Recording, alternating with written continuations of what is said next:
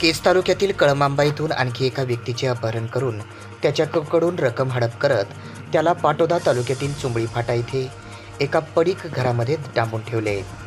ही घटना आज पहाटेच्या दरम्यान घडली आहे। बीड जिल्ह्यात चाललंय तरी काय असा सवाल उपस्थित होत आहे।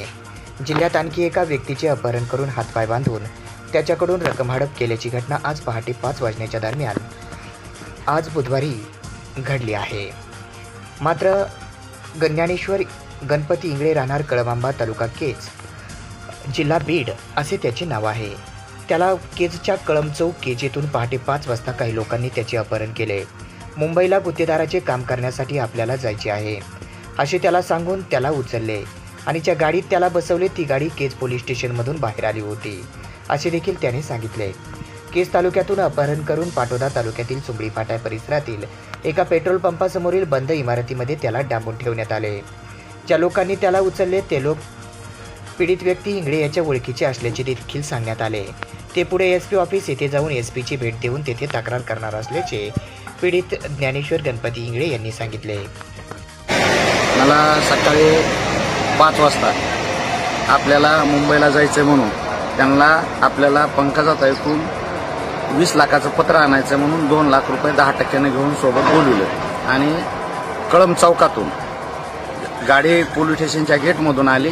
गाडी यायली म्हणून गाडीकडे वाट बघत बसलो तर पोलीस स्टेशनमधून गाडी आली आणि मला कळम चौकातून त्यांनी गाडीत बसविलं आणि गाडीत बसविल्यानंतर मुंबईला जायचं म्हणून निघाल्यानंतर त्यांनी वाटालाच माझं नरड आवळलं दोरीने, पण पॅक आवळलं नाही। मी दोन्ही हात असे मध्ये घालून ठेवलेले होते त्याच्यामुळं काही झालं नाही। मग त्याच्यानंतर इथं पाटोद्याच्या पुढं जे पेट्रोल पंप बंद पडलेला आहे त्याच्या पुढं आल्यानंतर राईटला उजव्या हाताला एक बंगला आहे, त्या बंगल्यामध्ये आणून मारहाण केली आणि मला मध्ये रूममध्ये कोंडून ठेवलं, पायाला कुलूप लावला साखळी लावून, हाताला दावेनं बांधलं आणि तुझं आता संध्याकाळी बघू काय करायचं ते। माझ्या खिशेतले 2,07,000 आणि मोबाईलमध्ये माझे 51,000 रुपये फोन पेवर आहे।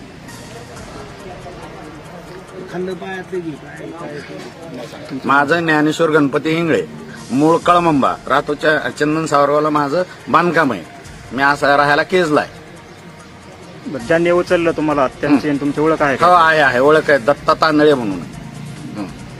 कोणत्या उद्देशाने आपल्याला उचललं होतं त्यांनी? ते उद्देश त्या टायमाला कळाला नाही। ज्या टायमाला इकडं आणल्यानंतर उद्देश कळायला घ्यायला आपल्याला मारून टाकायचं होतं आपले पैसे घेऊन, आणि अजून संध्याकाळपर्यंत पैसे मागव तुला सोडून देतो म्हणत होते। आता यानंतर तुम्ही काय तक्रार वगैरे काय? हा, एसपी ऑफिसला जाणार, घरी जाणार। अजून तक्रार दाखल केलेली नाही? नाही, मी आता इथून मधून आलेलो राहणार आणि हा त्याच्यामुळे तक्रार कोडली मला जायलाच हे नाही ना माझ्याकडे।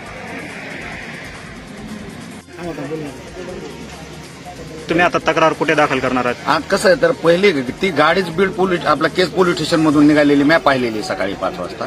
तर केज पोलीस स्टेशनला तक्रार करून त्याचा उपयोग काय? मी बीडला एसपी ऑफिसला तक्रार करणार।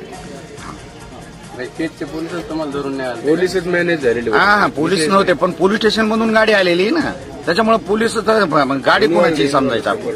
जर गाडी पोलीस स्टेशन मधून सीसीटीव्हीतून येते आणि त्याच गाडीतून आपल्याला उचलून जर नेत असतील तर आपण काय समजायचं? Police manage? हा, पोलीस मॅनेज यंत्रणा मॅनेज का तर डिपार्टमेंट मॅनेज असल्याशिवाय ह्या गोष्टी होत नाहीत।